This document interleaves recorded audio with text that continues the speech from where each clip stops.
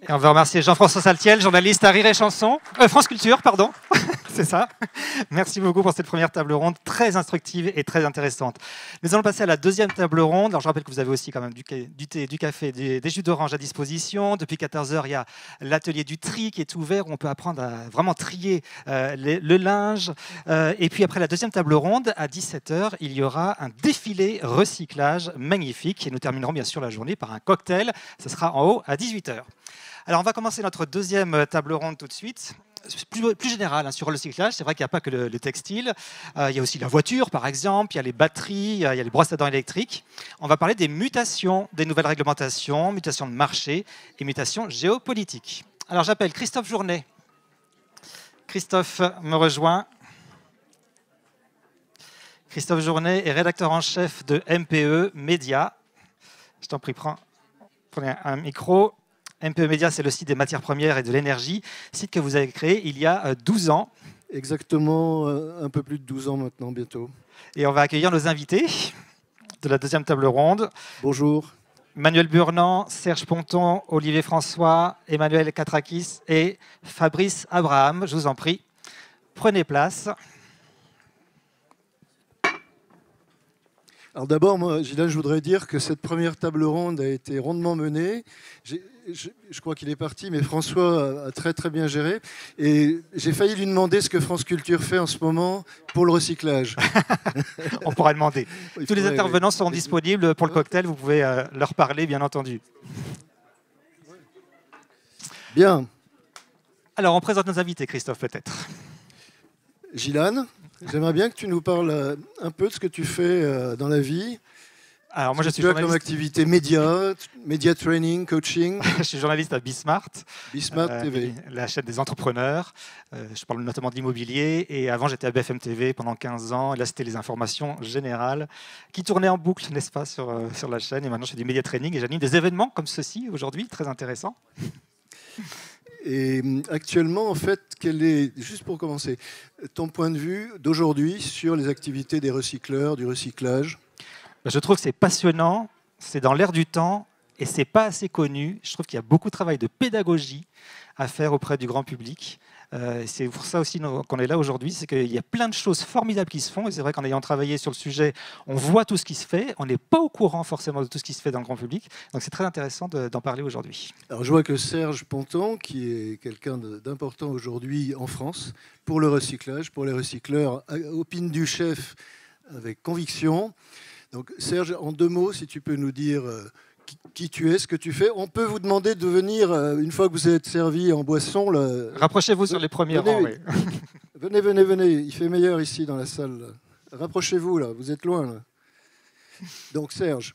Alors, Serge Ponton, j'ai 50 ans, j'ai une activité professionnelle... Plus proche, ouais.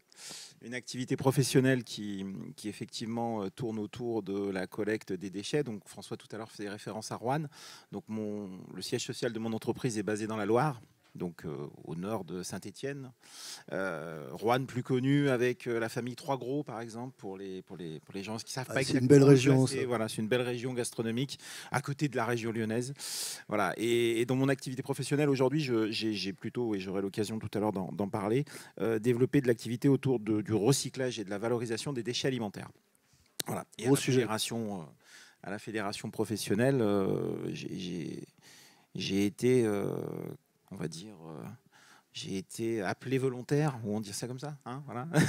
On peut. Appelé volontaire par le président qui m'a demandé l'an dernier ce que je n'ai pas pu lui refuser, parce que c'est quelqu'un à qui on ne refuse pas grand-chose, François Escoffier. Enfin, vous avez pu le voir, hein, c'est quelqu'un d'assez caractéristique. Il mène la barque. Hein, voilà, il sait mener la barque, et donc il m'a demandé de prendre la présidence de la fédération au niveau social, donc de la commission sociale de la fédération professionnelle, ce que j'ai accepté de faire en juillet dernier. Voilà. Super. Manuel, qui est juste à ta gauche. Alors Manuel, j'ai envie de dire un petit mot. C'est quelqu'un que je connais depuis maintenant plusieurs années, que j'apprécie dans des situations très différentes, que ce soit en France, à l'étranger, puisque tu as eu une activité aussi importante, notamment pour l'environnement. Il faut le dire aussi, le recyclage, c'est une question qui est directement impactante, selon sa qualité, pour l'environnement, et on sait en ce moment que ça devient un leitmotiv. On a presque marre d'entendre ça, mais c'est vrai qu'il faut sauver la planète. Donc Manuel fait partie des vrais sauveurs de la planète, en tout cas du côté français, mais à l'étranger aussi. Mais je te laisse nous expliquer plus précisément où sont tes activités, tes priorités en 2023. Merci Christophe, c'est très gentil. Moi, j'ai démarré ma carrière chez Renault, voilà, dans le recyclage des voitures assez rapidement. Et ça fait à peu près maintenant 32 ans que j'opère dans ce secteur. Et c'est effectivement une aventure passionnante et qui rejoint mes aspirations, je dirais, écologiques et environnementales. Et puis voilà, très attaché aussi à la transmission. Hein. Je suis content qu'on s'adresse à un public de jeunes aujourd'hui. Voilà, c'est l'intérêt. Donc après ça, dire les actualités de 2023, ça prendrait 2 heures, donc je vais faire court. Peut-être juste dire que voilà, la fédération, c'est ces 12 filières, ça a été un peu évoqué par le président tout à l'heure, et à la confluence de tout un tas d'enjeux qu'on va évoquer. Hein. Je ne veux pas déflorer le sujet, mais voilà, les enjeux de souveraineté, de décarbonation, je pense que ça va être un peu le thème de nos échanges. La décarbonation. Vaste thème, et je crois qu'Olivier, qui est juste à ta gauche, peut aussi avoir des choses à dire, mais d'abord, chez Galou, je crois, toujours. Toujours. De temps en temps, quand même. Toujours. Parce que c'est pas évident d'être à la fois professionnel, engagé avec de fortes responsabilités, et aussi d'accepter la présidence de la Confédération européenne des industries du recyclage, d'être toujours présent au sein de l'équipe Fédérec assez régulièrement, de rouler beaucoup, la nuit, le jour. Oui, c'est ça. Hein, et puis avoir quand même un tout petit peu de vie perso, privée peut-être. De moins en moins. Voilà. Quel travailleur. Non, mais c'est après, voilà, vous le savez bien, on est dans un monde de passionnés. Hein, c'est pas pire que je vais le dire. Hein, je veux dire, le recyclage, quand on est tombé dedans, ça devient rapidement une passion. Et c'est le cas. C'est le cas de la plupart des personnes qui travaillent dans la fédération, qu'elles soient au niveau, en effet, français, européen ou mondial avec le BIR, hein, comme Arnaud en parlait tout à l'heure. Donc, on a affaire à des passionnés. Et à juste titre, parce que comme on vient de l'expliquer à l'instant, c'est des domaines dans lesquels on se sent porté par les événements. On n'est pas dans un secteur neutre, je sais pas, parce qu'il serait stable, établi, une industrie qui tourne depuis 20 ans, 40 ans sur les mêmes bases. Hein. Ce n'est pas du tout le cas. Nous, on a vécu, en particulier les 20 dernières années, une véritable révolution. Je veux dire, le secteur du recyclage en 20 ans a littéralement explosé. Tu citais ma société Gallo. Je veux dire, si tu remontes 20 ans en arrière, on était à 100 millions d'euros de chiffre d'affaires. On est à 700 millions aujourd'hui. 700 en 20 ans. x7. Voilà. Donc mais c'est pas très original. Je veux dire, alors pourquoi ?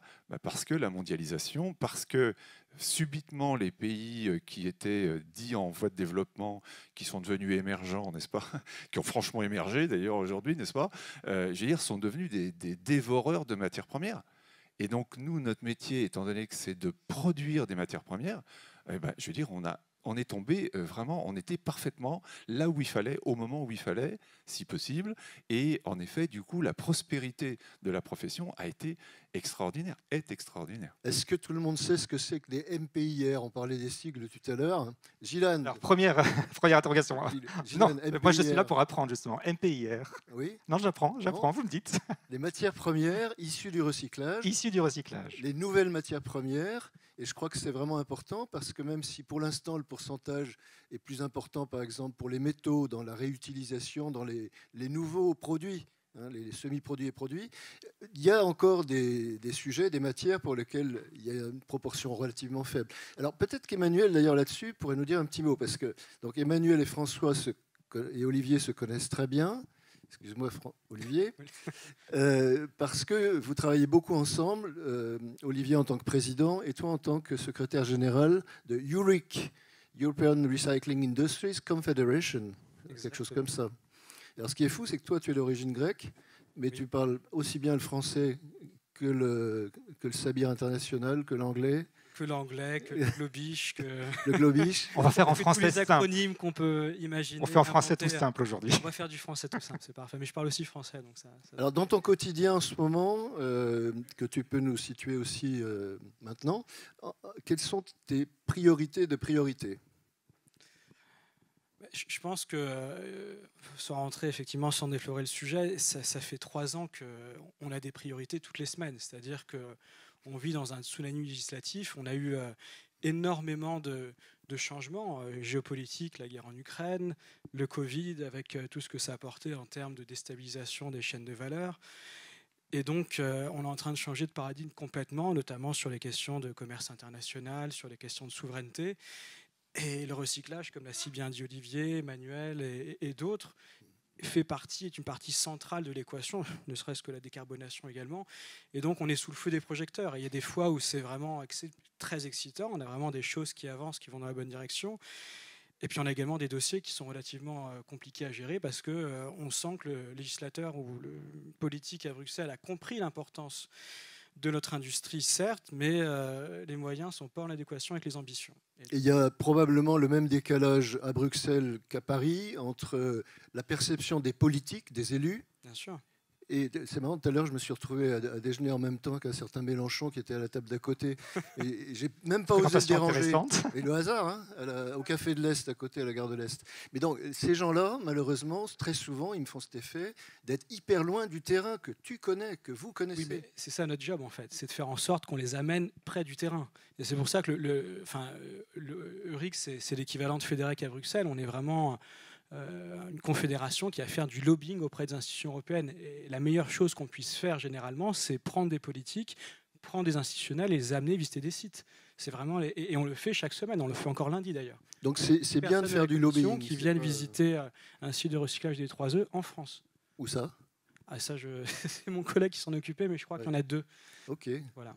Oui, donc les déchets électriques, électroniques sont aujourd'hui une manne considérable en avenir. Les VHU, les DE, enfin il y a... VHU, il faut expliquer.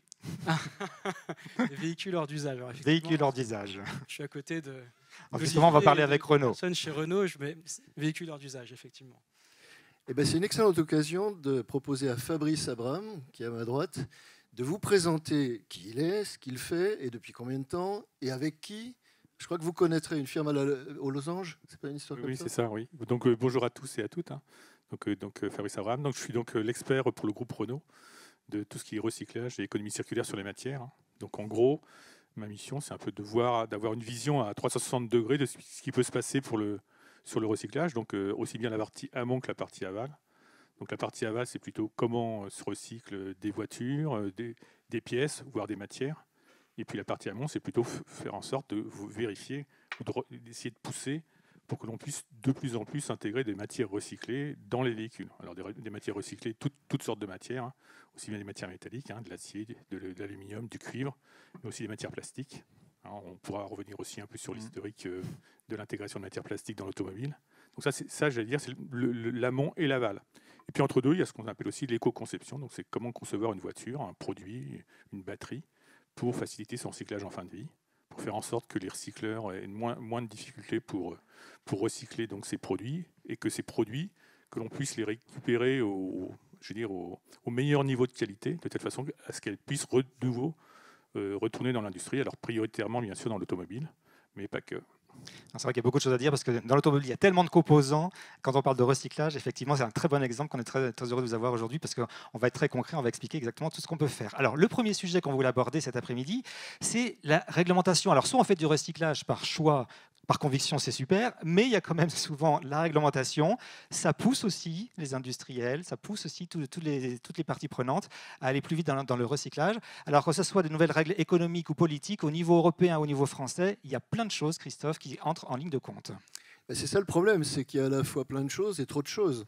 Et alors justement, j'aimerais bien que Emmanuel, d'une part, Manuel, bon, ça suit, puissiez tous les deux nous expliquer un petit peu ce que vous percevez, vous, comme règle du jeu dans cette espèce de transition juridique, transition législative par rapport aux questions de la gestion des déchets.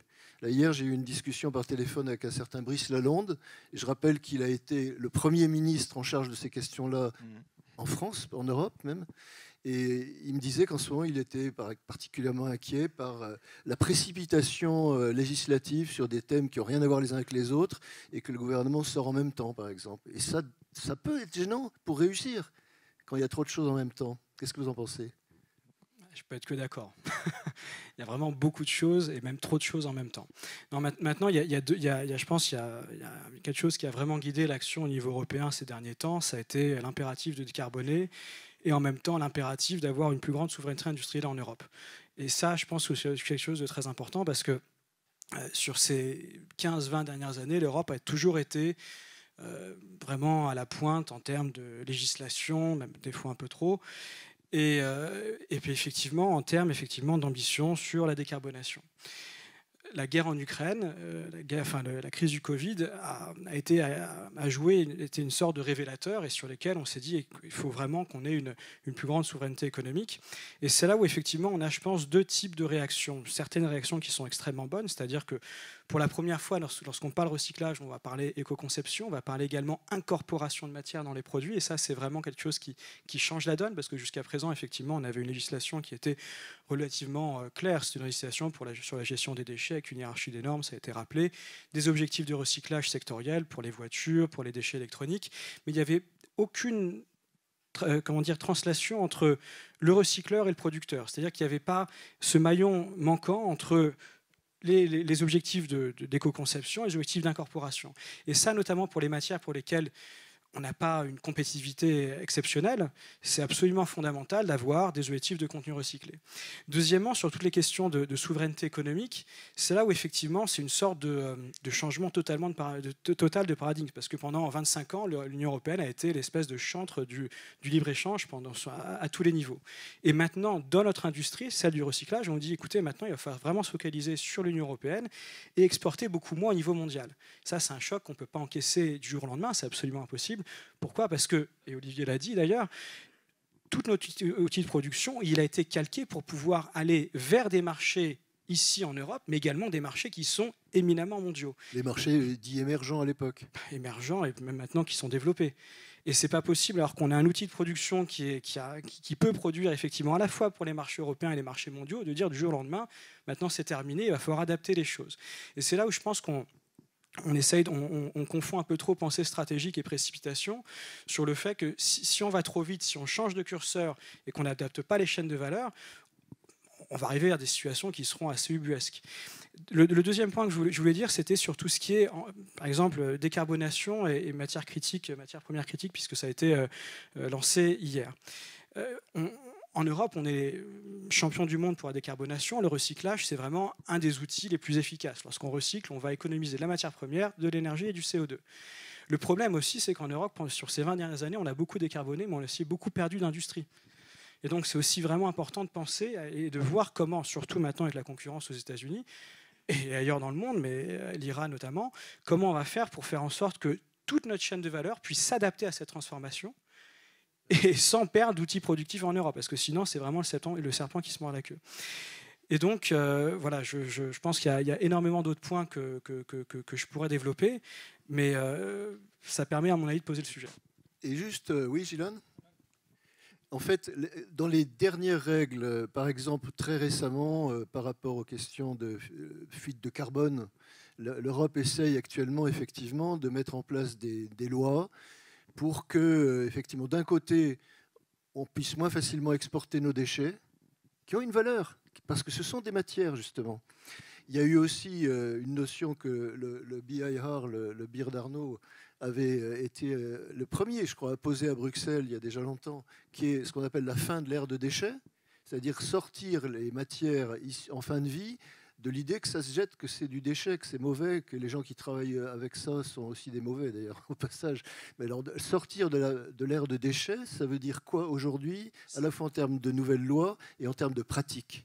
Comment est-ce qu'on fait ça ? En termes de pratique, on le fait déjà. C'est-à-dire qu'ici, en tout cas, chez Federec, chez Euric, on représente des recycleurs. Donc on représente des industries qui vont prendre un déchet et le transformer en matière première, qui va répondre à des spécifications et qui va pouvoir être utilisé directement par une industrie en aval. Le problème, effectivement, c'est la législation. Pourquoi ? Parce que ce statut n'est pas reconnu. Et on en discutait avant pour le textile, mais c'est toujours la même chose, y compris pour les métaux. Et pourtant, les métaux, on les recycle depuis la nuit des temps, eu égard à leur valeur intrinsèque. Dans la majorité des cas, ce qu'on va sortir de nos usines va toujours être classé par le législateur, pas par le client. comme un déchet. Le client, il va toujours... C'est-à-dire que ceux à qui nos entreprises vendent, ils n'achètent pas du déchet. C'est marqué « raw materials », acheteur de matières premières. Et c'est ça la différence. Donc je pense que c'est là où, si on veut avoir une économie circulaire, c'est faire en sorte que la pensée du politique soit en adéquation avec les règles qu'on va mettre en place. Et il faut Sinon, on ne aussi sera pas compétitif avec les matières vierges. Il faut aussi que les règles fiscales dans chaque pays de l'Europe, des 27 maintenant, avant c'était 28, puissent effectivement correspondre d'un pays à l'autre au même point de vue, aux mêmes règles. Là, j'ai appris par exemple que la fin de l'heure de déchets est inacceptable en Allemagne pour certaines matières dans les métaux, parce qu'ils n'ont pas du tout la même façon de poser cette fiscalité à la fois sur l'emploi des gens qui travaillent sur les déchets, et sur les matières elles-mêmes. Comment est-ce qu'on fait ça Il faut qu'il y ait des délégations de Ulrich. Ulrich a la chance d'avoir à la fois des Allemands, des Français et beaucoup d'autres pays, des Italiens, enfin des Italiennes des fois. On aime bien faire des révolutions chez Ulrich, mais on ne peut pas faire des révolutions sur tout. C'est-à-dire que malheureusement, les questions de fiscalité, c'est vraiment hormis la TVA, c'est vraiment des questions de compétences qu'on appelle exclusives des États membres, et faire en sorte que la fiscalité soit alignée au niveau européen, c'est une arlésienne. On y a pensé même pour les règles de fiscalité sur les sociétés. Ça aurait été le minimum, on n'y est jamais arrivé. Donc je pense que là, ça va être très compliqué. Après, on peut penser sur des mécanismes incitatifs, sur la TVA à taux réduite pour les produits qui incorporent des matières recyclées, par exemple, ou également le plus efficace, au-delà de la fiscalité, ça a été le contenu recyclé. Là, pour le coup, on mandate sur des seuils pragmatiques et on internalise les externalités positives que le recyclage apporte. Alors on voit qu'il y a beaucoup de choses différentes, effectivement, selon les pays. Il y a la fiscalité, il y a la législation. Vous avez parlé de la réglementation européenne. En France, c'est pareil, il y a un dynamisme de la réglementation européenne, il y a un dynamisme très exacerbé de la législation en France. Tous les ans, on a une loi, c'est ça quasiment, Manuel? Oui, alors c'est plus que du dynamisme. Hein. C'est très en forme. Hein. Voilà, ils sont très en forme, nos amis de la DGPR, la Direction Générale de Prévention des Risques. Juste peut-être, je voulais illustrer pour donner un peu des chiffres clés, pour donner des points de repère, parce qu'on parle de décarbonation, etc. Comprendre, vous avez dans l'annuaire Fédérec, mais dans nos publications, qu'est-ce que ça représente le recyclage des ferrailles en France? C'est 1277 tours Eiffel. Voilà, c'est juste pour qu'on représente, parce que c'est difficile, on vous parle de grands chiffres, de grands concepts, mais voilà, pour vous donner, fixer un petit peu l'idée. Alors sur la partie ferraille, hein, donc la ferraille étant à peu près un peu plus de 12 millions de tonnes qu'on produit à partir de déchets de matières premières, et puis la totalité c'est 46 millions de tonnes, c'est ce qu'on remet sur le marché en matières premières à partir de déchets. D'autres chiffres, c'est les économies d'énergie. Effectivement, c'est considérable. On parle dans nos publications de 120 TWh, ça ne veut pas dire pas grand-chose, mais l'équivalent, c'est 8 réacteurs nucléaires. Et alors, comment? Alors, ça paraît magique. Hein. En fait, c'est simple. C'est-à-dire que vous avez une industrie de production issue de la mine. Si on prend l'exemple de l'aluminium, vous avez de la bauxite qu'on importe de Chine ou du Brésil ou de l'Inde. Donc, déjà, c'est un premier composé minier. Ensuite, on en fait de l'alumine. Et puis, il y a tout un procédé avec des anodes en carbone qui permettent d'avoir ces premiers éléments d'aluminium de différentes catégories qu'on va mettre dans l'usage. Et bien, effectivement, quand on va recycler cet aluminium, on dépensera beaucoup moins d'énergie. Donc voilà, c'est juste pour mettre un peu une clarification sur ce concept d'économie d'énergie et de carbone, parce qu'en fait, il y a les deux volets. Donc il y a l'anode en carbone là, qui va rejeter du carbone. Bon, dans le cas de l'acier, ça va être du minerai de fer et du charbon. Donc effectivement, les deux tableaux, et les ordogrammes sont intéressants à l'heure où on reparle de relancer le nucléaire. Voilà, c'est quand même 8 réacteurs nucléaires qui sont évités aujourd'hui. Et sur la partie CO2, c'est 22 millions de tonnes. Alors 22 millions de tonnes équivalent de CO2, c'est 94% des émissions du transport aérien. C'est 17% des émissions du parc automobile, des émissions automobiles. Ça, c'était juste pour donner de trois ordres de grandeur. Maintenant, si on revient à la réglementation, effectivement, on a eu il y a eu les réflexions Grenelle 1, Grenelle 2. Ensuite, il y a eu la droite transition énergétique avec Ségolène Royal, 2015, qui était déjà tout un niveau de maturation sur. C'est une loi assez générique qui couvre plein de domaines, mais qui a impacté effectivement le secteur du recyclage des déchets avec un ensemble d'idées, notamment qui a introduit la valorisation des combustibles solides de récupération, les CSR. Alors ça, c'est quoi? C'est ce qui n'est pas recyclable. Donc ça, c'est aussi dans les nouvelles aventures qu'on va avoir, c'est comment on tire le meilleur parti, non seulement des matières qu'on produit, mais également de l'énergie. Ça, c'est un autre volet. Et donc, cette loi de transition a donné un certain nombre de premières bases sur la réduction de l'obsolescence programmée, donc la durée de vie des produits, et puis la réduction de la décharge, etc., du centre de stockage. Et puis la loi AGEC, anti-gaspillage économie circulaire, est arrivée derrière avec une armada de textes. Alors vraiment, ils ont passé la vitesse supérieure. Alors, il y a eu une partie qui était la déclinaison de directives européennes, et puis il y a tout un tas d'inventions françaises. Et ils ont trouvé que le principe de la REP, c'était bien. C'était l'alpha et l'oméga, que ça allait sauver la planète. Et ils nous ont bombardé de tout ça. Et donc effectivement, la France est la championne du monde des systèmes de REP. Alors ça se passe pas toujours aussi bien que pour les textiles. Mais voilà, c'est un peu l'originalité française. Et la difficulté qu'on a, elle est claire, hein, c'est que c'est une centaine de textes extrêmement structurants et on a une grosse difficulté de débat. Enfin, je prends toujours un peu l'exemple qu'on a eu sur les déchets du bâtiment. On a eu 5 jours pour étudier les dossiers d'agrément des éco-organismes. Et on en parlait avec nos amis de la DGE. Là où en Bruxelles, en général, les textes, on a quand même quelques mois pour les étudier. Quand vous avez 5 jours et que ça structure toute une profession, ça remet en cause des modèles économiques. Ça, c'est quand même une énorme difficulté qu'on a le temps de la concertation. C'est un peu le même problème, par exemple, je sais que les comptables, par exemple, tous les ans en décembre, reçoivent 800 pages à peu près de modifications des réglementations comptables, et il faut que ça soit opérationnel au 1er janvier. Après, il ne faut pas s'étonner quand il y a des petits soucis dans la gestion des bilans. Mais ça me paraît important. Est-ce qu'aujourd'hui, on peut parler véritablement de dialogue facile avec l'administration française dans vos relations sur les questions liées à la gestion, à la filière déchets? Alors en fait, on dialogue. Alors c'est bon, il y a différents niveaux de dialogue. Il y a le dialogue apparent gentil de la concertation, et puis il y a le dialogue quand on commence à se fâcher et quand on commence à hausser le ton et à faire des recours. Et là, on rentre dans le dur, et là, on commence à dialoguer sérieusement. Enfin, on a vu qu'en fait, on ne s'en sort pas sans un rapport de force. C'est un peu triste à dire, on aimerait que ça se passe bien, mais dans les faits, si vous voulez, on a une vision très théorique des gens qui sont à la défense, qui n'ont pas grand-chose de la réalité de nos entreprises, qui ont une vision très théorique, alors souvent guidée par l'affolement lié aux médiatiques, hein, c'est un peu le lien avec les textiles ou les plastiques, alors on se précipite pour faire des lois, mais on ne prend pas le temps de réfléchir sur tous les impacts que ça a sur la vie réelle. Donc ça, c'est quand même une difficulté. Bon, de fait, c'est le travail de FEDEREC, hein, de cette interface entre les pouvoirs publics et les entreprises. On y passe beaucoup de temps. Mais voilà, malheureusement, ça passe par des contentieux.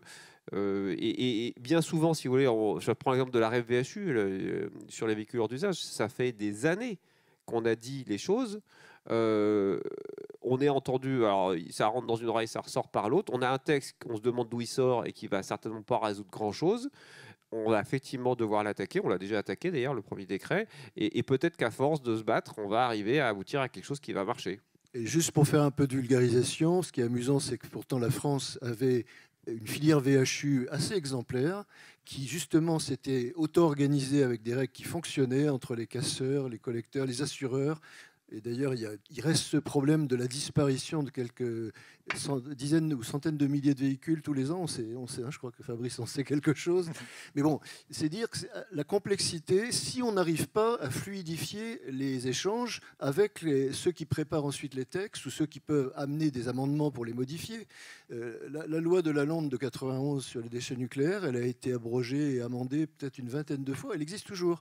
Mais le problème, c'est que sa portée, et c'est vrai aussi pour les lois qui concernent la gestion des déchets, le transport des déchets d'une frontière à l'autre, qui va être autorisé si ça va en Belgique, qui va être complètement proscrit si ça va en Chine, et qui va être autorisé pour les sociétés qui ont les moyens de payer quelqu'un pour travailler toute l'année, pour faire un seul dossier, pour voir si le pays d'accueil est capable de traiter ces déchets correctement, selon les règles d'Europe, pas les règles de Malaisie ou de Chine ou d'ailleurs. Ça, c'est vraiment, c'est martien. Je sais pas, je sais qu'il y a beaucoup de recycleurs français qui sont confrontés à ça, mais qui du coup n'auront même plus le droit d'exporter leur trop-plein qui n'arrivent pas à écouler en France. Il faut déjà comprendre pourquoi on en est là. Il y a la question de la désindustrialisation, et puis majoritairement, donc, notamment sur les papiers, cartons, les plastiques, plastique technique ou plastique, ouais, surtout sur plastique technique, ils nous viennent d'Asie. C'est-à-dire qu'en fait, l'usine du monde, elle est en Asie, ça arrive en France. Nous, on en crée des matières premières, mais le besoin national, il n'est pas à la hauteur de ce qui rentre. Donc effectivement, il y a eu une confusion déchets-matières. C'est ce qu'évoquait Emmanuel tout à l'heure. Dans l'esprit des gens, on exporte généralement, hormis les vêtements, sous statut de déchets, et il y a une assimilation avec les plastiques dans les océans. Alors que ça n'a rien à voir. Les plastiques dans les océans, ils ne viennent pas du tout du système français. Ils viennent d'un ensemble de grands fleuves où, effectivement, avec l'envol, comme il n'y a pas de réglementation, bah, ça s'envole, ça termine dans les rivières, ça termine dans l'océan. Mais ça n'a rien à voir. Et donc, de là, on fait des circuits courts et on arrive à des aberrations. Donc, voilà, et, ça veut dire qu'on se fasse régulièrement et puis on a un travail de pédagogie et puis, du coup, bah, voilà, Frédéric doit mettre beaucoup de moyens aussi juridiques pour se faire entendre. Est-ce que François Escoffier, que je salue puisqu'il revient nous voir de plus près, disait tout à l'heure, il y a véritablement aussi des questions de fond par rapport aux valeurs de marché de votre travail, de votre activité, de vos produits. Et est-ce que là, en ce moment, on va vers du plus ou vers du moins pour les recycleurs français, après justement toutes ces nouvelles règles et ces nouvelles limites, je parle bien de limites, ou est-ce que ça reste stable en ce moment? Alors, ce qui va introduire un énorme changement, c'est évidemment deux événements qui sont la crise de l'énergie, que l'on connaît depuis 2021, c'est-à-dire avant la guerre en Ukraine, qui a démarré en 2021, mais évidemment la guerre en Ukraine en a rajouté une couche, et la guerre en Ukraine elle-même. C'est-à-dire qu'aujourd'hui, j'utilise ce chiffre parce qu'il est assez clair, une simple éolienne offshore, qui est l'avenir, parce que les éoliennes terrestres, ça marche pas très fort. On a maintenant les résultats, on sait que ça tourne que 20%. Voilà, bon, c'est que dalle, quoi. Bon. Donc, si on veut avoir des vraies éoliennes qui tournent, elles sont offshore. Elles sont offshore. Une éolienne offshore, c'est 3000 tonnes d'acier. D'accord ? Donc, je veux dire, là, la transition énergétique en Europe, ça va être une énorme consommation de métal. Mais énorme, quoi. C'est, bon, d'une part. Et la guerre en Ukraine, c'est une économie de guerre. On a appris cette semaine, vous savez que le fameux canon César dont nous avons envoyé un certain nombre d'exemplaires en Ukraine, jusqu'à maintenant, on mettait 44 mois pour en faire un. D'accord ? On a appris cette semaine qu'on est passé à 18 mois. Ça veut dire quoi ? Ça veut dire que l'intensité de l'industrie de l'armement est en train de changer, mais d'une façon très profonde. C'est-à-dire que pour un canon qu'on construit en 44 mois, qu'on fait maintenant en 18 mois, on appelle le métal, on l'appelle très fort. C'est une attraction énorme. Ça me fait penser forcément que ça va avoir des conséquences sur l'offre et la demande. Mais ça, c'est des choses qu'on connaît bien. En 14-18, quand il y a eu la guerre, pareil, quand il y a eu la construction de la ligne Maginot, excusez-moi, ce n'est pas d'hier, mais on sait dans la profession ce qui s'est passé. Quand la ligne Maginot a été construite, je veux dire, ça a été un appel de métal. L'industrie de recyclage des métaux, donc ce sont nos grands-pères, les grands-pères des entreprises que nous avons, qui ont fondé, je pense peut-être à la famille Escoffier, par exemple, voilà, grand-père Escoffier, et lui, il a vécu ça. Quand on a construit la ligne Maginot, il a fallu soudainement que toutes les entreprises en France qui recyclaient des métaux concentrent leur production pour apporter la construction de la ligne Maginot. Là, en économie de guerre, nous en sommes là. Donc, et d'ailleurs, voilà, donc vous avez tous vu qu'hier, il y a eu le Critical Raw Material Act qui est sorti à Bruxelles. C'est pourquoi ? C'est pour dire, attendez là, on s'arrête là. Je veux dire, on a besoin des métaux parce qu'on a besoin des métaux pour la transition énergétique et pour l'économie de guerre. Et on en a besoin. Le chiffre a été aussi donné cette semaine par le BRGM, le Bureau des recherches géologiques et minières. Attendez, accrochez-vous. Je veux dire, le BRGM a dit cette semaine, nous allons en 20 ans, les 20 années qui sont devant nous, nous avons besoin de métaux en quantité identique à ce que toute l'humanité a produit jusqu'à aujourd'hui. Si on ne change pas le cap. Donc vous imaginez ça ? Donc on ne parle pas là de quelques millions de tonnes. Je veux dire, c'est des milliards de tonnes, d'accord ? En 20 ans, pour arriver simplement à atteindre la transition énergétique requise. Je ne vous parle même pas de l'économie de guerre. Énergétique, mais transition décarbonée. Donc bien sûr, bah oui. Mais donc voilà. Donc ça, c'est des enjeux qui sont connus, qui sont chiffrés aujourd'hui, dont les conséquences sur l'économie du métal va être colossales. Forcément, et la demande étant si immense Hein, je pense avoir répondu à ta question, Christophe. Alors, justement, Oui. on va quitter les réglementations, qu'elles soient de l'Union européenne ou de France. On va parler des mutations du marché. Quel défi pour le recyclage? Parce que c'est vrai que vous l'avez vu, on a des nouveaux produits, on a des nouveaux enjeux pour les recycleurs qui sont en première ligne, de nouveaux modes de consommation. Comment tout cela est en train de muter? Qu'est-ce que ça change exactement pour le recyclage? On va voir ça, effectivement, que ces nouveaux produits impliquent de nouveaux enjeux, effectivement, pour vous, les professionnels. Alors, moi, j'avais pas prévu de parler de la ligne Maginot, mais effectivement, maintenant que Revenons à 2023. voilà, si on vous va voulez. essayer de revenir un petit peu plus tôt. Ce que je me faisais comme réflexion ce matin avant de venir, c'est que moi, je suis rentré dans ce métier il y a 20 ans. Alors, je n'ai pas eu la chance, entre guillemets, d'être le fils de quelqu'un qui avait fait ce métier-là, mais j'y suis venu vraiment par, on va dire, par attirance, par attrait. Je trouvais que le sens, entre guillemets, de la valorisation des matières avait quelque chose, entre guillemets, de vertueux. Mais ce que je me disais aussi, c'est qu'en 20 ans, et ça a été déjà dit pas mal depuis le début de l'échange, on avait quand même énormément évolué dans nos métiers. Et si je devais me projeter, et ça corrobore tout ce qui vient d'être dit, je pense que les 20 prochaines années, ça va être encore pire. Donc tout ça pour dire que... Encore pire ou encore mieux? Enfin, encore pire, en termes d'évolution. Alors, le mot pire est peut-être pas L'accélération, positif, voilà, en tout mais ça va encore s'accélérer. Surtout avec ce qu'Olivier vient de dire sur la multiplication des besoins. Tout ça pour dire qu'on est dans notre activité aujourd'hui devenus des vrais industriels du recyclage. Voilà. On a une vision de notre métier qui date de très très longtemps, et on parlait du grand-père de François, ici présent, enfin pas le grand-père, mais François, et donc effectivement, les chantiers de recyclage des années 1950, 1940, et j'en passe et des meilleurs, c'était pas les mêmes qu'aujourd'hui. Donc en clair, tout ça aujourd'hui pour dire que tous les besoins, toute l'évolution technologique, toute l'évolution réglementaire, tout ça aujourd'hui, ça amène nos activités, nos métiers, nos entreprises à changer, à s'industrialiser, et donc par conséquent, ça génère chez nous des besoins de formation. Alors je pense que vous voyez où je veux en venir. Allez-y, Besoin de c'est très formation, dit création d'emplois, bien Emploi, entendu. effectivement, Alors, création d'emplois, aujourd'hui, grosso modo, dans notre filière, on a à peu près 40 000 personnes qui travaillent dans le recyclage, et on pense qu'il y en a une dizaine de milliers de plus qui vont nous rejoindre dans les 7-8 prochaines années. Tout ce qu'on vient de dire avant tout ça, légitime qu'à un moment donné, la fédération et les entreprises composantes de la fédération se soient posé la question de se dire comment on fait, non pas pour subir ces évolutions, mais pour les anticiper. Donc la création de l'EN2R, qui a été tout à l'heure présentée par François, donc École au mois d'avril, École nationale du recyclage et de la ressourcerie. Et ce sera le mois prochain. Et ça sera le 3 avril.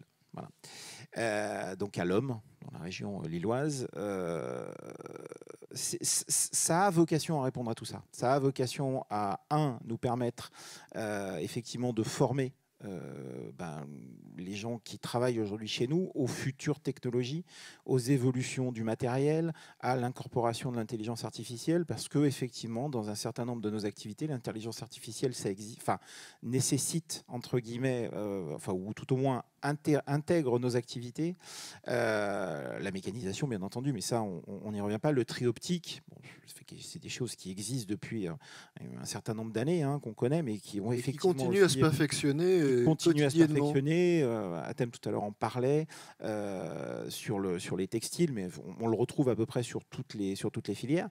Et puis, et c'est ça qui est, j'allais dire, finalement très intéressant dans nos activités, et on l'a dit tout à l'heure, et c'est vrai qu'on a un métier passionnant parce qu'il est en perpétuelle évolution. Alors, ça peut de temps en temps être un peu déstabilisant économiquement, mais par contre, les nouvelles matières, les nouveaux besoins de matière par rapport à les évolutions de filière, on parlait tout à l'heure du textile, le plastique, le textile, Christophe est dans la salle, Christophe Vian qui est le président de FEAC Plastique, on a sur ces filières-là connu des évolutions, mais on ne pourrait même pas les définir tellement elles sont... clairement, aujourd'hui, on recycle des choses qu'on n'imaginait pas recycler il y a même encore 10 ans en arrière. Et on recyclera demain qu'on n'imagine pas de recycler. Un petit exemple récent? Je parlais on parlait du plastique. Le plastique, clairement, c'est une matière qui est issue de la pétrochimie, donc du pétrole. L'évolution du cours du pétrole, on ne fait pas de dessin. Plus le pétrole sera cher, plus le plastique recyclé aura de valeur. Donc clairement, les équilibres économiques dont on parlait tout à l'heure, qui sont toujours en perpétuelle évolution, voire en instabilité permanente, obligent des gens qui recyclent aujourd'hui du plastique à effectivement faire évoluer leur technologie de valorisation, leur technologie de recyclage et leur technologie de remise sur le marché de matières premières issues du recyclage, donc de matières premières tout court, puisqu'en réalité, on se compare aux matières premières aujourd'hui. Fabrice nous en reparlera tout à l'heure, parce qu'effectivement, Renault fait exactement l'écho à ces questions-là, Renault réemploie des plastiques, des textiles, des métaux depuis X années. Peut-être encore plus longtemps que ce que tu disais. Peut-être pas la ligne Maginot, mais encore quoi. Renault, je crois qu'il y a une entreprise centenaire. Mais on va y venir. Moi, j'aurais aimé que... Je voulais donner un autre exemple pour fixer les idées, parce que moi, je l'ai vécu vraiment directement chez De Richebourg, c'était mon deuxième employeur.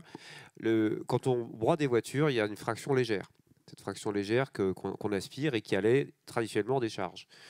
On a travaillé cette fraction, et moi, j'ai vu les premières usines où il y a des fontaines de cuivre qui descendaient de cette fraction qu'on a mis en décharge pendant des années.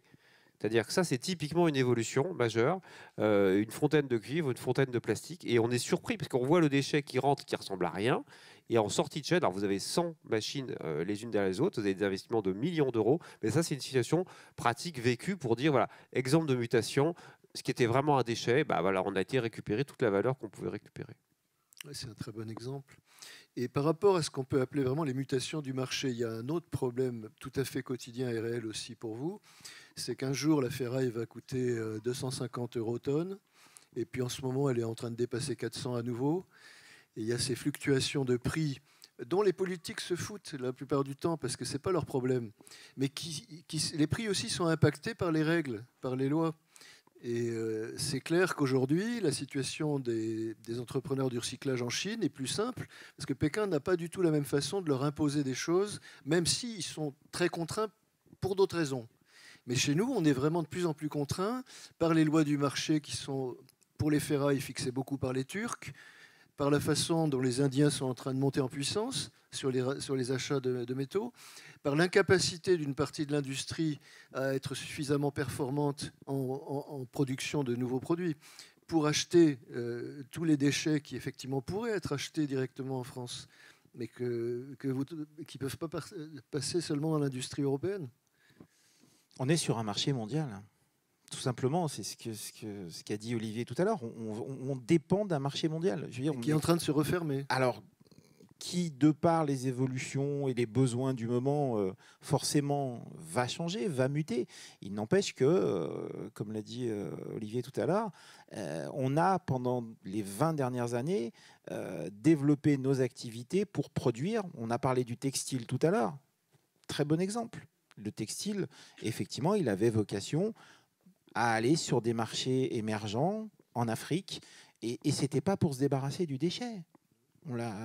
Pierre l'a répété, on ne se débarrassait pas du déchet textile, qui n'était d'ailleurs pas un déchet, qui était une matière première. Donc il faut effectivement avoir conscience de tout ça. Voilà, j'ai cru que... Et Olivier, comment vous vous adaptez? On parle beaucoup d'automatisation, de digitalisation, de produits connectés. C'est donc de nouveaux défis à chaque fois pour recycler tous ces nouveaux produits. Comment vous êtes dans cette course au recyclage de nouveaux produits où il faut s'adapter sans cesse? Alors, en matière de digitalisation, le grand changement auquel on va maintenant devoir faire face, c'est l'Internet des objets. Ça, c'est absolument clair que jusqu'à maintenant, les producteurs d'objets produisaient un objet, vendaient un objet, et cet objet partait chez les consommateurs. Il n'y avait plus de lien entre l'usine, le fabricant de l'objet, et ce qu'il devenait. Bon, ça, c'est quelque chose qui est vraiment en train de changer radicalement. Alors d'abord, dans l'automobile, parce que vous savez qu'aujourd'hui, que le moteur soit thermique ou électrique, les automobiles sont équipés d'une carte SIM, et donc qui permet effectivement aux constructeurs d'avoir en permanence l'information sur ce que fait le véhicule, ce qu'il devient, comment il se conduit, comment il se comporte techniquement, etc. Bon, et ça, c'est quelque chose qui va, cet Internet des objets, qui va avoir vocation à se déployer. Pourquoi c'est important pour la profession? C'est que jusqu'à maintenant, le consommateur avait donc un objet et quand il était arrivé en fin de vie, cet objet, finalement, il arrivait entre nos mains pour précisément cette opération de recyclage. Là, les choses vont changer, parce qu'à partir du moment où le constructeur garde un lien avec l'objet à travers l'Internet des objets, il y a forcément un nouveau dispositif qui se met en place, puisque là, il peut y avoir en permanence une relation entre le constructeur et le consommateur. Et si cette relation elle a lieu en permanence, ça veut dire qu'à la fin de vie, il y a toujours une relation avec le constructeur, qui peut donc, on en a longuement parlé tout à l'heure avec la table ronde textile, de ces fameuses REP, responsabilité élargie des producteurs, c'est-à-dire ces éco-organismes qui se mettent en place, qui représentent les intérêts des metteurs sur le marché, ou les metteurs sur le marché eux-mêmes peuvent, dans ces conditions-là, avoir un rôle à jouer sur la fin de vie de leur objet qui est complètement différent. Je veux dire, c'est un changement total d'approche sur la fin de vie de l'objet. Bon, donc ça, oui, l'aspect digitalisation va avoir un effet déjà de façon évidente sur cette fin de vie. Là où on a un autre effet, alors c'est OK, ça c'est sur la fin de vie. Maintenant, là où la digitalisation a un énorme aussi pouvoir de levier dans notre profession, on parlait tout à l'heure des machines de tri, des tri optiques, etc. Je veux dire, si vous remontez, allez, 10 ans en arrière, une machine de tri optique, elle était capable de reconnaître quelques milliers de petits objets sur un tapis par seconde. C'était déjà extraordinaire. Aujourd'hui, on arrive aux millions d'objets sur le tapis par seconde. Donc vous imaginez bien que quand on arrive à cette capacité de calcul, parce que c'est du calcul, hein, c'est du numérique, c'est l'impact du numérique sur nos métiers. Ça veut dire que l'effet de l'automatisation, de la robotisation est décuplé, mais vraiment c'est dans des, vous voyez, hein, c'est vraiment énorme. Et donc la digitalisation, en effet, par cet extraordinaire pouvoir du numérique, permet d'accéder à des quantités recyclées qui n'étaient pas imaginables simplement il y a 10 ans. Donc oui, voilà, 2 exemples hein, donc, de ces effets de digitalisation ou de numérisation. Avec d'ailleurs un inconvénient qui est-ce qu'il est réel pour vous? Vous allez devoir calculer les émissions de carbone de vos activités. Et la digitalisation les augmente beaucoup, en fait, les serveurs, l'informatique. Oui, bien sûr, ça ne se fait pas, en effet, sans cette puissance de calcul, s'il faut appeler ça comme ça, c'est une puissance de calcul, elle est effectivement génératrice de consommation d'énergie, donc de CO2. Mais bon, ça, alors là, c'est pas notre métier qui est spécialement visé par ce problème, c'est universel. C'est-à-dire qu'aujourd'hui, il ne va pas y avoir de métier qui va échapper à ce processus de digitalisation ou de numérisation intense. Et par conséquent, il faut que la numérisation, qui effectivement produit beaucoup de CO2, résolve son équation toute seule. C'est-à-dire qu'il faut qu'on ait de l'électricité décarbonée, voilà, c'est tout. Enfin, sauf que là, il faut des millions, ou plutôt des milliards de tonnes d'acier pour y arriver, hein, parce que ça ne va pas se faire tout seul. Et actuellement, et là je vais me tourner vers Fabrice Abraham, donc, qui nous vient de l'industrie, de l'ingénierie. Par rapport à tout ce qui vient d'être dit, Fabrice, quel point de vue, quelle réaction? Alors, comme tu le dis, hein, moi nous on est des metteurs sur le marché.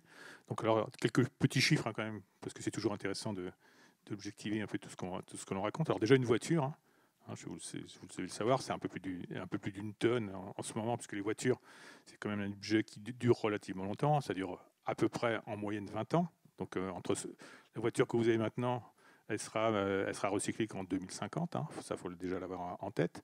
Ensuite, ce qu'il faut bien avoir aussi en tête, c'est qu'une voiture, ça se recycle plutôt bien en termes de quantité, en termes de pourcentage. Donc en gros, sur une voiture, il n'y a que 5% de la masse de la voiture qui finit en décharge. Donc ça déjà, il faut l'avoir. 5% seulement. Ouais, que 5%. Donc on est quasiment, je veux dire, on est certainement l'un des produits manufacturés les mieux recyclés. Alors recyclés au moins à 85% et valorisés à 95%. Donc maximum 5% de mise en décharge. Donc franchement, c'est quand même, je veux dire, plutôt, on peut le saluer. Plutôt bien. Je veux dire, je pense que si tous les produits que l'on vendait dans le monde étaient à ce niveau-là, voilà, le grand-père d'Olivier nous saluerait Mais bon, bref, enfin voilà, donc ça c'est la première des choses. Ensuite, une autre chose qui est quand même aussi importante, c'est qu'on est aussi une entreprise qui utilise énormément de matières premières. Et dans une voiture, par exemple chez nous, hein, mais bon, je pense qu'on est à peu près de façon identique chez nos concurrents, sur une voiture thermique, on est à plus de 30% de matières recyclées. Donc c'est-à-dire que pour faire une voiture, on a 30% de matières secondaires, alors c'est des aciers, des alus, du cuivre, mais aussi du plastique, qui font une voiture neuve. Donc, Et ça, c'est nouveau, c'est récent, Non, ou existe ça fait des depuis. années que vous faites déjà? J'allais dire que c'est en augmentation, c'est en constante augmentation. Mais, je veux dire, pour une certaine partie, en particulier sur un certain nombre d'aciers bien spécifiques, le pourcentage il était déjà relativement élevé. Il était aux alentours de 90%. Sur de la fonte, que ce soit de la fonte ferreuse ou de la fonte aluminium, on est aussi avec des pourcentages très très élevés. Et en plus, si on parle par exemple de la fonte d'aluminium, il y a beaucoup de fontes d'aluminium qui viennent aussi du véhicule hors d'usage. Donc on est en véritable circularité. C'est-à-dire qu'on récupère de l'aluminium fin de vie pour refaire de nouvelles voitures. Donc ça, je veux dire, c'est plutôt vertueux et je pense que c'est plutôt entendable. Et puis aussi, alors ça, on parle des métaux. Alors les métaux, c'est très bien. Mettre de la matière recyclée métallique, ça c'est super bien parce qu'on parle de décarbonation. Donc quand on parle de décarbonation des matériaux, franchement, je veux dire, à chaque fois qu'on met des matériaux métalliques recyclés, on décarbone la voiture. Je parle uniquement pour l'instant que des métalliques. Ensuite, il y a des matières qui sont un peu plus compliquées, comme le plastique. Alors, ce qu'il faut savoir aussi, c'est que Renault, hein, ça fait très longtemps qu'on met du plastique recyclé dans nos voitures. Hein. Ça fait une trentaine d'années déjà, donc bien avant qu'on parle, bien avant la réglementation. Et aussi pour la petite histoire, hein, le plastique que l'on met il y a 30 ans, c'est ce qu'on appelle, alors pour les gens des acronymes, là, je ne sais pas si Jean-François est parti, là, c'était du PCR de VHU. Donc ça voulait dire qu'on avait récupéré du plastique, en particulier des boucliers d'automobile, pour revenir dans l'automobile. Donc ça, c'était il y a 30 ans. Donc ça, je pense que c'est quand même relativement intéressant de mettre un point sur ce sujet. Et puis bien sûr, on a aussi, nous, des objectifs, hein, puisque vous parlez de décarbonation, toutes les industries vont se décarboner. Donc l'industrie automobile, on est, je veux dire, au premier plan pour aussi décarboner, hein. En particulier, donc il y a les voitures électriques, mais après, les voitures électriques, il faut les décarboner en termes de contenu des matériaux. Donc l'une des solutions, c'est aussi d'intégrer la matière recyclée. Donc intégrer la matière recyclée, comme je disais, on va mettre donc des matériaux métalliques en supplément, mais aussi des matériaux comme des matériaux plastiques. Alors donc, pendant longtemps, comme je vous disais, ça fait une trentaine d'années qu'on met du plastique recyclé. Hein. Nos meilleures voitures, chez Renault, on est aux alentours de 50 kg de plastique recyclé sur une seule voiture. Et ça va principalement vers quelle partie de la voiture maintenant? Ça va avant tout, enfin historiquement, ça allait plutôt sur des pièces cachées, des pièces structurelles, mais maintenant ça vient de plus en plus sur des pièces, je vais dire, visibles par le client. Et de plus en plus, vous verrez bientôt, je fais un petit teasing là, mais bon, si vous allez sur Internet, Dites-nous, on veut des scoops. Vous verrez qu'on va aussi faire en sorte que le plastique recyclé soit visible. C'est-à-dire qu'on aura physiquement, visuellement, une différence entre du plastique recyclé et du plastique vierge. De telle façon, en gros, à lancer un peu la communication entre nous et le consommateur pour bien expliquer voilà, tout ce que l'automobile a pu faire pendant ces dernières années. Et puis, ce qu'il faut aussi avoir en tête, hein, vous le voyez dans l'automobile, mais vous le voyez aussi dans beaucoup de produits, de plus en plus. Hein, par exemple, on voit beaucoup de choses par exemple, sur les chaussures. Hein. Il y a beaucoup de marques qui se distinguent. Par exemple, vous avez des semelles qui sont plus du tout blanches ou noires, mais qui sont marbrées, multicolores, justement pour montrer aux clients qu'il y a une vraie différenciation. Et si vous regardez aussi au niveau du prix, aussi, hein. Et au niveau du prix, souvent il y a aussi une petite différenciation. Et là, c'est parce que les marketeurs, jusqu'à maintenant, refusaient qu'il y ait une différence. Et puis... Sauf que maintenant, ça va devenir un peu voilà. Ouais, c'est ça, c'est la perception du client.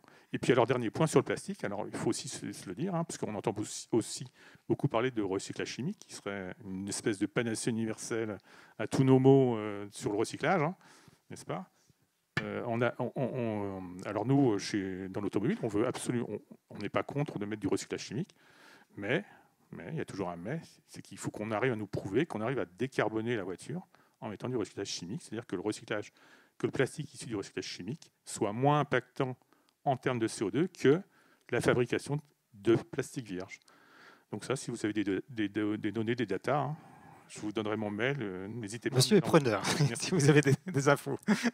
On va parler... C'est pour rentrer dans les fiches de décarbonation de la firme de Renault. C'est l'étude qui a été faite l'an dernier, je crois ça. Non, mais enfin, je veux dire, comment dire, vous voyez bien, l'automobile va aller de plus en plus vers des voitures électriques. Donc de toute façon, voiture électrique, ça veut dire qu'il va falloir décarboner de plus en plus la chaîne de production. Donc décarboner la chaîne de production, c'est décarboner les matières. Donc ça, il faut je veux dire, on ne va pas avoir le choix. Donc si quelqu'un va venir nous amène une matière entre guillemets moins carbonée, il faut venir avec des preuves. Hein.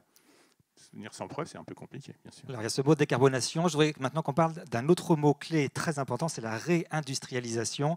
On produit en France de plus en plus, on peut s'en féliciter, on consomme en France, d'où de nouveaux déchets à trier en France. Il faut donc un écosystème de recyclage qui va être diversifié, compétitif et rentable. Manuel, il y a de nombreux défis comme ça pour réindustrialiser via cette filière du recyclage.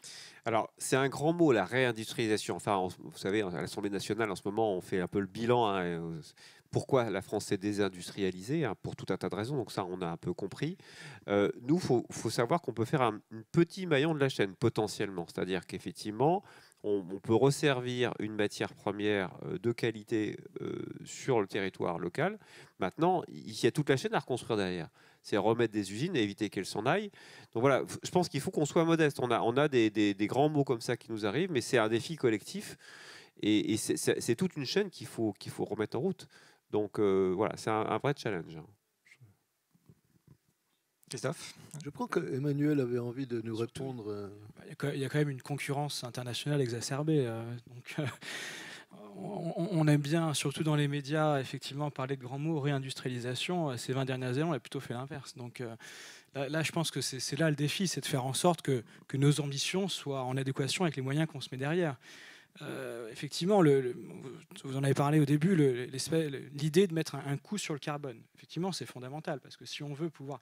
Le recyclage, effectivement, contribue à décarboner l'économie. C'est pour ça qu'aujourd'hui, on est là et qu'on en discute. Malheureusement, lorsqu'on regarde les prix du marché, et vous l'avez dit, les économies d'énergie de CO2 ne sont pas internalisées dans les prix. Alors après, est-ce que mettre une taxe aux frontières, c'est la bonne idée ou pas ? Sur le papier, effectivement, ça peut fonctionner. Mais lorsqu'on voit les détails, c'est quand même d'une complexité énorme. Donc le principe, je pense qu'effectivement, il est bon. Après, la question, c'est de savoir comment aussi on fait en sorte que nos concurrents internationaux vont soit nous suivre, soit des réglementations qui seront aussi strictes que celles qu'on a en Europe.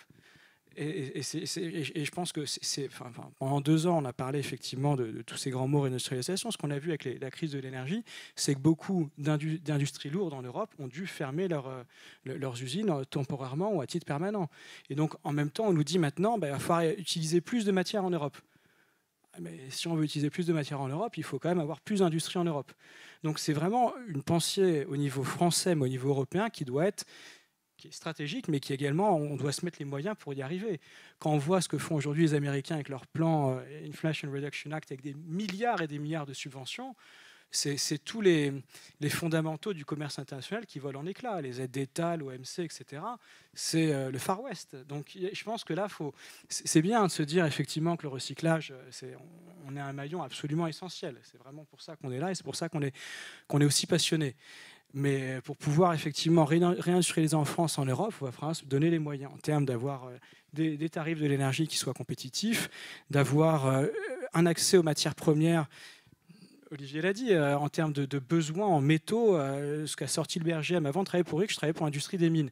Les Critical Raw Material List, donc la liste sur les matières premières critiques, elle est sortie en 2007. En 2007, on savait déjà qu'on dépendait pour la plupart des matières premières exclusivement de la Chine. Les statistiques n'ont pas changé. On est passé d'une dépendance aux fossiles et on va vers une dépendance aux métaux. On a toujours eu les deux. On va être dépendant des métaux qui viennent d'ailleurs. Oui, non, mais alors là, ce qui est intéressant hier, c'est que la Commission, attends, on va voir comment ça se fait, a dit qu'il faut qu'on ait 10% des matières premières dont on aura besoin qui viennent de l'extraction en Europe. Donc ça, c'est un appel du pied pour ouvrir plus de mines en Europe. Après, si on veut des batteries au lithium, il faut se poser des questions. Ensuite, 15% qui viennent du recyclage, ça c'est nous. Et naturellement, on a sorti un communiqué de presse pour dire on y est favorable. Mais Après, dans les matières premières critiques, il y a un peu de tout. Donc, il y a même les market failures et les défaillances de marché sont tellement différentes en fonction des matières premières critiques qu'effectivement, on aura besoin d'instruments de marché, de coopération avec les industriels qui seront différentes en fonction de ce qu'on veut recycler. Ça peut être du contenu recyclé, ça peut être de la coopération industrielle, ça peut être des fonds, ça peut être des... Voilà. Et à Renault, à Flins, vous réindustrialisez en ce moment? Oui, c'est ça. Je voulais aussi en parler justement pour le changement un peu d'industrie. Hein. Alors, ce qu'il faut déjà avoir en tête, hein, Renault, quand même, ça fait assez longtemps qu'on s'est impliqué dans la chaîne de recyclage ou dans la chaîne de valeur, parce que ça fait une douzaine d'années qu'on est à 50% avec Suez Environnement dans un réseau de recyclage de voitures qui s'appelle Indra. Donc on a mis de l'argent à l'intérieur, justement pour voir un peu comment ça fonctionnait et pour pouvoir récupérer une partie des matières des véhicules hors d'usage. Donc c'est un peu l'historique, puisqu'on fait un chapitre histoire. Ensuite, donc la Flins. Alors Flins, c'est important. Hein, je ne sais pas si vous connaissez l'usine de Flins. C'est une des plus grosses usines que Renault avait. Donc elle a produit des millions de voitures hein, depuis plus de 50 ans. Et en 2025, plus une seule voiture neuve sortira de Flins. Plus une seule. Et donc par rapport à ça, il va y avoir toujours une partie de personnel. Hein, je crois que ça doit être entre 2500 et 3000 personnes qui vont être impliqués donc, dans l'usine de Flins, qu'on appelle la refactory de Flins, donc dans toutes les activités d'économie circulaire. Donc il va y avoir ce qu'on appelle nous plusieurs pôles.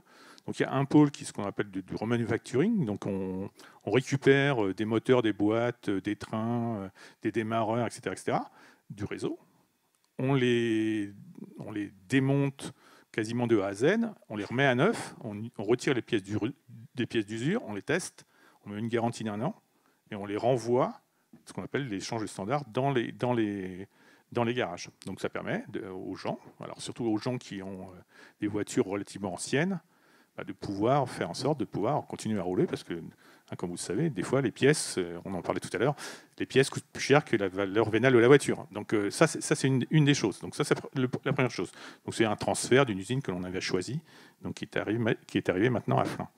Ensuite, on va avoir en 2000... alors, on a actuellement un autre endroit qui s'appelle la Refactory VO. Et donc, autant on savait faire des voitures neuves, maintenant, on sait faire des voitures d'occasion. Donc, donc une partie des voitures de succursales, mais on est en train de grossir, parce que les voitures, et en particulier les voitures d'occasion, il y a de plus en plus de demandeurs. Donc les voitures rentrent dans cette usine, donc ça va être Refactory VO, et en moins de 10 jours, redeviennent esthétiquement comme une voiture neuve. Alors bien sûr, elle a roulé, hein. Donc esthétiquement, on retire les bosses, on retire les rayures, enfin esthétiquement, franchement, hein, quand vous le voyez, c'est incroyable. Oui, c'est vraiment incroyable. Et donc, derrière tout ça, il y a aussi une garantie. Et donc, tout ça, ces véhicules-là repartent. Alors, ce qui est intéressant, c'est qu'on a, grâce à cette refactory, on a diminué les temps de remise à niveau des voitures. Je crois qu'on les a divisés par 5. Donc, je crois qu'en gros, c'est entre 10 et 15... Je crois que c'est une dizaine de jours entre le moment où la voiture rentre et le moment où la voiture ressort. Et c'est des choses, en termes d'immobilisation, hein, je veux dire, qui est vraiment incroyable. Et puis ce qu'on est en train de faire aussi, il y a trois autres choses. Il y a quand même beaucoup de choses, qui est toujours dans ces items d'économie circulaire. On va avoir en 2025, on va avoir une ligne de déconstruction de voitures. Donc on va récupérer des voitures anciennes, hein. On va les démonter. Alors on va les démonter pour récupérer une partie des pièces, pour remettre les fameux PIEC, hein, pour les spécialistes des acronymes là. Donc pour pouvoir revendre donc ces pièces pour donc les pièces issues de l'industrie circulaire. Puis on va récupérer aussi les matières issues de ces véhicules VHU, donc véhicules hors d'usage. Et puis on va avoir deux autres pôles. Un pôle qui va être ce qu'on appelle du rétrofit.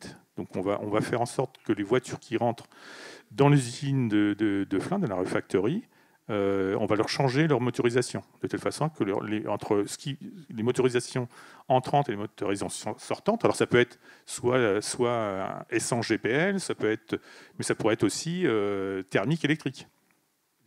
Voilà. Et puis derrière tout ça, il y a aussi tout un travail, ce qu'on appelle le campus, parce qu'on en a aussi beaucoup parlé tout à l'heure. Hein. C'est aussi de travailler pour pouvoir transmettre du savoir, de la connaissance de façon très très large sur tout ce qui peut être économie circulaire et recyclage. Donc vous aurez d'un côté un peu la partie théorique, puis il suffit de franchir la frontière et vous pourrez aller directement dans l'usine, vérifier entre la théorie et la pratique qu'il peut quand même y avoir des liens très fort. Mais la voiture recyclée n'a pas dit son dernier mot. On voit ça avec vous du côté de Renault. Et surtout, dans l'économie circulaire, il y a aussi toujours un point qui est aussi important, hein, on en parle très peu, parce que souvent, beaucoup de gens parlent d'économie circulaire et on parle uniquement du recyclage. L'objectif premier, c'est quand même de faire durer les produits le plus longtemps possible. C'est bien de le dire. Oui, parce que ça c'est quand même important. Oui. Parce que c'est... Et surtout les voitures. Et ça rentre dans l'ACV. C'est quoi l'ACV déjà? Bah, c'est plutôt bon. Ouais. Non, c'est plutôt bon. l'ACV, L'ACV, je sais... analyse je du cycle de vie. C'est pas l'AVC. Je pense que non. C'est pas la vaisselle. je mélange toujours les deux. Un dernier point pour terminer, on voudrait parler aussi des biodéchets avec vous, Serge. Je crois qu'il y a 8 millions de tonnes de biodéchets qui sont générés par les ménages. Qu'est-ce qu'on en fait? Comment on peut le mettre en valeur, tout ça? Alors, déjà, on va de fait les mettre en valeur parce que le 1er janvier 2024, on va être obligé de les trier. Donc ça, c'est une obligation de la loi AGEC. On rappelle la loi AGEC? Alors, il a pas économie écouté. circulaire à la fin, anti-gaspillage. Anti-gaspillage, économie circulaire. Voilà, tout à fait. Donc ces 8 millions de tonnes, c'est effectivement des tonnes qu'on retrouve aujourd'hui dans nos poubelles. Hein. C'est ce que les particuliers jettent allègrement, les restes de repas, les produits non consommés, les restes de cuisine aussi, bien sûr, les épluchures. Pour ceux qui font la cuisine. Quand même, oui, ça existe encore. On a encore quelques-uns qui le font. Et ça va venir rejoindre des tonnes qui existent déjà sur le marché, même si elles ne sont pas toutes captées, puisque depuis maintenant un peu plus de 10 ans, le 1er janvier 2012, la loi Grenelle, dite Grenelle 2, avait obligé les gros producteurs à trier déjà les biodéchets. Donc les gros producteurs, c'est l'industrie agroalimentaire, c'est la restauration collective, c'est la grande distribution, qui a été... pour être tout à fait honnête, plutôt un bon acteur, puisque bon, il y a encore des gens qui effectivement ne le font pas, mais la plupart des gros producteurs s'y sont mis. Et tout ça, ça représente un enjeu. Alors, on rebondit sur ce qu'on disait tout à l'heure. Alors, on est sur du recyclage, mais effectivement, on fait du recyclage matière, parce que si on regarde la matière en tant que telle, son objectif avant tout, c'est de retourner au sol. Donc là, on est sur du recyclage plutôt agronomique. Pour autant, qui a quand même un impact, puisqu'en fait, on se rend compte que dans un process de construction de cette filière-là, donc méthanisation ou compostage, mais avec un retour au sol effectif à la fin, on peut effectivement substituer des amendements chimiques, des engrais, tous ces produits-là qui aujourd'hui viennent encore une fois de la pétrochimie, par des digestats issus de la méthanisation ou du compost issu de la filière du compostage. Et tout ça, c'est des produits qu'on a déjà, c'est pas des choses qu'on va aller inventer. Donc au 1er janvier 2024, toutes les collectivités locales vont être obligées de se mettre là-dedans. Ça a un enjeu non négligeable parce qu'au milieu de tout ça, et j'en ai parlé juste avant, il y a effectivement des filières qui sont en train de se créer. Il y a la méthanisation dont on parle quand même de plus en plus. Et si on raisonne un petit peu globalement, comme l'a fait Manuel en préambule de cette table ronde, on se rend compte que même si on capte pas tout, parce que bon, il y a effectivement des tonnes qu'on n'ira pas chercher, des habitats un peu éloignés, il n'aura pas de sens d'aller collecter. Mais en tout état de cause, si on arrive à en récupérer la moitié, c'est-à-dire à peu près 4 millions de tonnes, avec les tonnes qui existent déjà, on a la capacité de produire à peu près 4,5 TWh. Donc, pour revenir sur la similitude et comparer ce qui est comparable, ça représente potentiellement déjà un réacteur nucléaire, puisqu'en gros, c'est à peu près 5 à 6 TWh un réacteur nucléaire. Donc, concrètement, les biodéchets, c'est une ressource qui a un intérêt pour l'agronomie. Donc, on touche, on tangente un nouveau métier, parce que là, du coup, on parle de matière, mais c'est effectivement le monde agricole, et il est très intéressé, et aussi un intérêt pour la production d'énergie. Réellement, il y a de plus en plus de nouveaux procédés comme la gazéification hydrothermale à partir des déchets à la fois des particuliers, des industriels, des agriculteurs. Tout à fait, tout à fait. Et ça peut représenter assez rapidement, si ces procédés se développent, à peu près l'équivalent de ce qu'on importait de gaz russe d'ici 10 ans. Alors, je n'ai pas la connaissance du tonnage de gaz russe. Ce que je sais, c'est qu'effectivement, CSR plus méthanisation plus UVE, ça représente à peu près 38 TWh en potentiel. C'est ce que dit, GRT Gaz a dit ça l'an dernier. Oui, non, mais par contre, ça demande des investissements colossaux. Et ça demande que les collectivités françaises fassent appel à ce que vous faites vous, fassent appel à plein de gens, avec des solutions technologiques aussi. Oui, mais les collectivités locales, aujourd'hui, pour rebondir sur l'exemple et sur la question, aujourd'hui, elles le payent déjà, ce flux-là. Parce qu'en fait, aujourd'hui, c'est des flux qui partent en décharge ou en incinération. Or, aujourd'hui, jusqu'à preuve du contraire, quand on paye une tonne d'ordures ménagères qui rentre dans une décharge, c'est pas gratuit. Donc, par conséquent, aujourd'hui, je pense que cette logique d'investissement et de coût de production, elle n'est pas complètement déséquilibrée. Alors, peut-être que j'ai coupé une transition. Non, c'est pas du tout. C'est tout. Mais je vous remercie parce que ça va être la fin de cette table ronde. Dans quelques minutes, il y a le défilé recyclage qui va commencer. Si vous avez des questions, n'hésitez pas. J'ai vu qu'Arnaud, tout à l'heure, avait l'air d'avoir envie de nous parler. Vous pourrez de toute façon poser des questions aussi à nos intervenants pendant le cocktail, mais n'hésitez pas. Je voulais juste faire un petit commentaire, pas trop géopolitique, mais quand même un petit peu sur les 3 mots-clés: souveraineté, réindustrialisation, énergie. Il faut avoir conscience que d'abord la crise de l'énergie que nous subissons, nous, en Europe, n'est pas subie de la même façon dans le monde entier. Quand vous parlez de la crise de l'énergie en Amérique du Nord, ça les fait doucement rigoler. En Asie, c'est pareil, et le Middle East, je ne vous le raconte même pas. Donc nous sommes dans une situation difficile, mais nous sommes les seuls à être dans cette situation difficile, première chose. Ensuite, souveraineté. Souveraineté, on voit bien qu'on passe lentement d'une phase de globalisation à déglobalisation, ou en tout cas les marchés se ferment progressivement. Et là encore, on est en situation défavorable parce que notre motto, c'est l'économie de marché, c'est le free and fair trade. Et quand vous êtes la Chine, qui est dans une économie dirigée, ce n'est pas du tout la même problématique. Ils n'ont aucun problème à fermer le marché et s'appuyer sur un marché intérieur qui est en train de se constituer. Donc là encore, nous sommes en situation de faiblesse. Donc c'est la raison pour laquelle il faut garder les marchés le plus ouverts possible. Et donc au niveau du BIR, dès qu'on nous parle de mesures restrictives au commerce international, on est tout de suite sur nos ergots. Et puis troisième chose, réindustrialisation. Juste pour rebondir sur ce que disait Emmanuel, il faut savoir de quelle réindustrialisation on parle. On ne reviendra pas à l'industrie lourde qu'on a connue aux 30 Glorieuses. Ça, il ne faut pas se faire d'illusions. Elle existe ailleurs.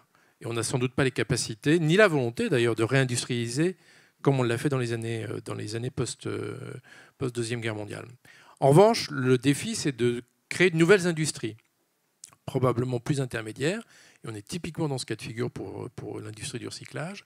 Et donc, on doit avoir une certaine intelligence pour réindustrialiser, mais je dirais à notre échelle, à notre niveau, sachant que c'est de l'intermédiaire parce que les grands marchés, nos grands clients sont probablement encore à l'étranger et particulièrement en Asie. Voilà, c'est tout.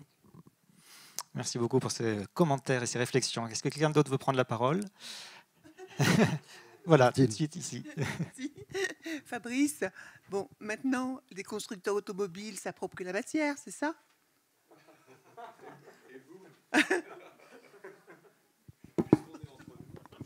Moi, là, je suis déçu. Je pensais qu'il y avait une vraie question qui allait venir, non? Non, pas complètement. Non, pas complètement, parce que je veux dire, il y a une partie du métier. Je veux dire, c'est pas un métier Renault. Hein. Donc une partie. Enfin, ce qu'il faut bien comprendre, c'est que nous, par exemple, moi, je vois aussi parce que je traite aussi beaucoup les déchets métalliques de nos usines. Et pour faire une voiture, on génère beaucoup de déchets métalliques. Et ben, une grande partie de ces déchets-là, si je prends par exemple l'exemple de l'aluminium, on garde la propriété. Je parle de la propriété de la matière. Par contre, le traitement de la matière, la mise à façon, c'est pas nous qui le faisons. Donc on le fait avec des prestataires qui vont nous transformer finalement des lingots des copeaux en lingots. Mais voilà. Alors avant, qu'est-ce qu'on faisait? Parce que faut un petit peu. Avant, c'était quand même vachement bien parce que on avait des copeaux aluminium. On les vendait sur le marché au plus offrant, puisque l'objectif c'était quand même de les vendre le plus cher possible. Puis de l'autre côté, on avait des fonderies. On a des fonderies aluminium. Ben, on achète du lingot. Qu'est-ce qu'on fait avec ces lingots? Ben, on essaie de les acheter au moins, les moins chers possibles. À un moment, on se pose quand même des questions. On vend d'un côté du déchet, de l'autre côté, on achète des lingots. Bah, finalement, l'économie circulaire, c'est aussi de se dire, on va garder la propriété de la matière. On fait en sorte que tous ces déchets qui sont de toute façon réinsérables chez nous, bah, il faut qu'on garde la propriété. Et puis que... Non, pour les VHU, non. Pour les VHU, non. Que vous vous avez évoqué là récemment, j'ai l'impression qu'il concerne aussi les VHU.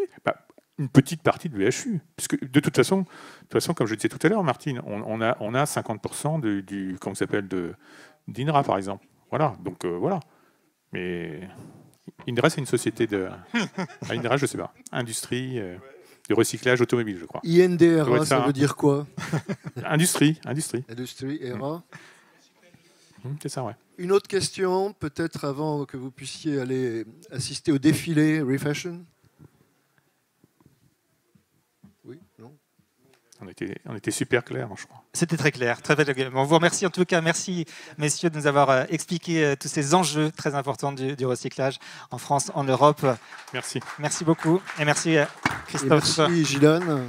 Et bien dans quelques minutes, c'est le défilé donc recyclage, défilé de mode que vous pouvez assister avec Bottega Concept Store. Il y a toujours l'atelier de recyclage et puis à 18h, vous aurez un cocktail. Bonne suite d'après-midi.